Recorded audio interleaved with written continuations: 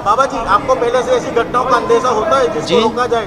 ऐसी घटना ट्रेन हादसे ऐसे प्रायः राष्ट्र हितैषी विश्व हितैषी संकेतों का अनुभव होता है, उसके लिए मंगल कामना करते। लेकिन एक बात सुनो, पता होना अलग है, टालना बहुत अलग है। बिस्मिल्लाहिर्रहमानिर्रहीम। अस्सलाम वालेकुम दोस्तों, ट्रेन हादसा होता है और उसमें लाखों जानें जो हैं वो चली गई, बहुत सी जानों का जो है वो नुकसान हुआ, लेकिन बागेश्वर बाबा फिर भी खामोश रहे। जब एक एंकर ने सवाल किया कि आपको इस बारे में पहले पता था, तो उसने कहा कि हाँ, मुझे इस बारे में जो है वो पहले इल्म था। लेकिन उससे पहले बाबा जी का ये कहना है, आप क्लिप में देखेंगे, बाबा जी ने कहा कि मुझे सुबह ही पता चला है कि एक्सीडेंट जो है हुआ और बहुत ही नुकसान हुआ। उसके बाद ही जब एंकर ने सवाल किया कि आपको इस बारे में पहले ही इल्म था, तो उन्होंने कहा जी मुझे पहले इल्म था, मैं इस बारे में पहले जानता था। तो एक तो सवाल ये है कि अगर आपको पहले से पता था, तो आपने फिर ये क्यों कहा कि मुझे अभी जो है वो सुबह पता चला कि जो है वो ट्रेन आपस में टकराई हैं, बहुत नुकसान हुआ है। दूसरी तरफ आप कहते हैं कि मुझे इस चीज़ का पहले इल्म था। चलें, अगर मान लेते हैं कि आपको इस बात का पहले इल्म था, तो आपने इस बारे में क्यों नहीं किसी को बताया? क्यों नहीं लोगों को आपने बताया कि ट्रेन जो है वो आपस में टकराएँगी और ढेरों जानें जो हैं वो चली जाएँगी, तो आप जो है वो इन ट्रेन्स को रुकवा दें या कोई भी किसी किस्म की तरतीब बना के इस नुकसान को जो है वो आप रोक लेते। तो आइए हम आपको ये क्लिप दिखाते हैं कि बागेश्वर बाबा ने और क्या-क्या कहा, उसके बाद डॉक्टर ज़ाकिर नाइक साहब का जवाब भी जानते हैं। तो आइए वीडियो को स्टार्ट करते हैं। ये आज सुबह बड़ा ही जो है जो खबर मिली, बड़ी विचित्र घटना घटी है। हम भगवान बालाजी के चरणों में प्रार्थना करते कि पहली बात तो राष्ट्र में ऐसा कभी कुछ हो ना, सबका मंगल हो गए, और अपने इष्ट हनुमान जी के चरणों में प्रार्थना करते कि दिवंगत आत्माओं को परमात्मा का स्थान प्राप्त मिले और उनके परिवार को इतना ढांढस प्राप्त मिले ताकि उनका जो परिवार आपको पहले से अंदेशा होता है ऐसी घटनाओं का? बाबा जी, आपको पहले से ऐसी घटनाओं का अंदेशा होता है जिसको रोका जाए? ऐसी घटना ट्रेन हादसे ऐसे प्रायः राष्ट्र हितैषी विश्व हितैषी संकेतों का अनुभव होता है, उसके लिए मंगल कामना करते। लेकिन एक बात सुनो, पता होना अलग है, टालना बहुत अलग है।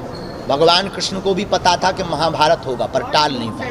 राजनीति से धर्म नहीं चलता, धर्म से राजनीति चलती है। और जब जब राजपीठ पर राजनीति पर खतरा मंडराया है, तब तब धर्म दंड ने बचाया। मेरा नाम सुदीप चौधरी है। मैं ये सवाल करना चाहता हूँ कि जो पंडित लोग हाथ की रेखा और राशि से देख के जो भविष्य बताते हैं वो सही है या झूठ? क्या उनको ऐसा करना चाहिए या नहीं? भाई साहब का सवाल है कि जो पंडित लोग हाथ की रेखा देखते हैं और कुछ कहते हैं, जो ज्योतिष होते हैं, वो सही है क्या गलत है? ये जो है ना, ये सब ढोंग है, अक्सर बकवास है। क्यों? ये साइकोलॉजी के साथ खेलते हैं। मिसाल के तौर पे आप जाएंगे, पूछेंगे, वो पंडित कहेंगे या मशीन कहेंगी कि आपके साथ 10 रोज में कुछ गलत होने वाला है। 100 अच्छा भी होगा तो एक गलत तो होगा ना। फिर दूसरे मशीन पे जाएंगे तो वहां लिखा है कि 10 दिन में आपके साथ कोई अच्छा काम होने वाला है। 10 चीज गलत होंगी, एक तो अच्छा होगा। एक मिसाल दूंगा मैं आपको। अमेरिका में एक साइकोलॉजी प्रोफेसर स्टूडेंट्स को पढ़ाता है। एक हफ्ते बाद कहता है कि मैं आपके बारे में लिखूंगा। चिट्ठी पे हर स्टूडेंट के बारे में, उसके बैकग्राउंड के बारे में लिखूंगा, लेकिन आप चिट्ठी को बंद रखो। एक साथ चिट्ठी खोलो और नंबर दो, कितने फीसद में सही था।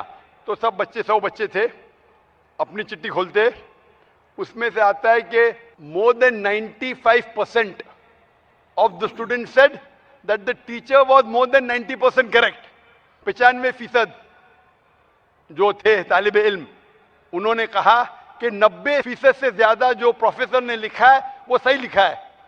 इसका सीक्रेट है कि प्रोफेसर ने सब 100 बच्चे लोग के लिए वही चीज लिखा। ये आम बात है, कुछ गलत होने वाला है, कुछ अच्छा होने वाला है, कुछ बुरा होने वाला है। ये रेखा देखना, इसीलिए कुरान मजीद में लिखा है सूरह माइदा में सूरह नंबर 5 आयत नंबर 90 में, या लज़ीना आमनू इन्नमल खम्रु वल मैसरू वल अंजाब वल अस्लामु, dedication of stones, divination of arrows, बुत परस्ती और फांसे फेंकना, रिश्त में मिली शैतान, ये शैतान के हथकंडे है। रिश्त में मिली शैतान फज्तनिबू लअल्लकुम तफ्लिहून। और आप इससे बचो ताकि आप फलाह पा सको। तो ये फांसे फेंकना, ज्योतिषगिरी, ये हराम है, शैतान के हथकंडे, आप इससे बचो। मैं आपसे पूछना चाहता हूं कि आप मानते हैं कि खुदा एक है? जी। आप मानते हैं कि बुत परस्ती, मूर्ति पूजा गलत है? हाँ, गलत है। आप मानते हैं कि मोहम्मद सल्लल्लाहु अलैहि वसल्लम उसके पैगंबर है अल्लाह के? नहीं, मैं ये जानने के लिए कुरान का हिंदी तर्जुमा चाहता हूँ। इंशाअल्लाह आप जो भी जबान पे आपको महारत है, हिंदी जबान पे तो हिंदी तर्जुमा लीजिए, मराठी जबान तो मराठी में लीजिए, आप यहाँ सकते हो तर्जुमा ले सकते।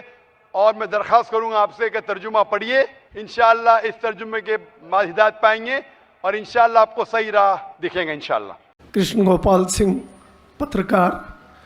मैं विद्वान श्री नाइक साहब से ये जानना चाहूँगा कि आज के आतंकवाद पर इस्लाम का क्या नज़रिया है?